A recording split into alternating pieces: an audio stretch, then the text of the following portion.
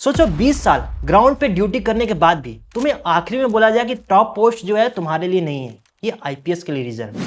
ये रियलिटी हो सकती है सीएपीएफ ऑफिसर्स के लिए। सीएपीएफ बिल 2026 के बाद 25 मार्च को राज्यसभा में सीएपीएफ बिल 2026 इंट्रोड्यूस हुआ। सीएपीएफ मतलब सेंट्रल आर्म पुलिस फोर्स, एक अम्ब्रेला जिसके अंदर आती है BSF, CRPF, CISF, ITBP, SSB, NSG और असम राइफल। इनका काम क्या होता है? देश के अंदर सिक्योरिटी मेंटेन करना, बॉर्डर प्रोटेक्ट करना और लॉ एंड ऑर्डर संभालना।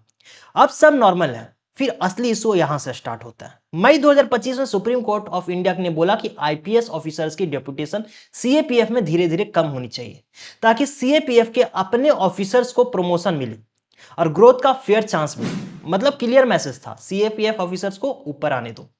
लेकिन अब बिल क्या बोलती है वो सुनो। आईजी रैंक के 50% पोस्ट आईपीएस के लिए रिजर्व, डीआईजी के 67%, डीजी और स्पेशल डीजी के 100% आईपीएस, यानी top leadership almost completely IPS के पास रहेगी।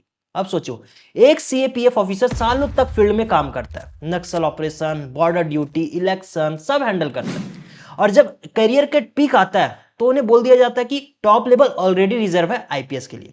इसी वजह से सीएपीएफ ऑफिसर्स इस बिल का अगेंस्ट में खड़े हैं। उनका कहना है कि ये उनके करियर ग्रोथ का साथ अनफेयर है।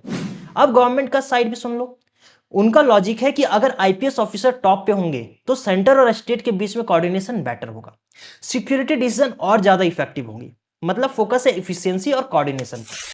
तो अब रियल कंफ्यूजन यह है कि एक तरफ ग्रोथ और फेयरनेस का इशू है और दूसरी तरफ नेशनल सिक्योरिटी और कोऑर्डिनेशन का लॉजिक।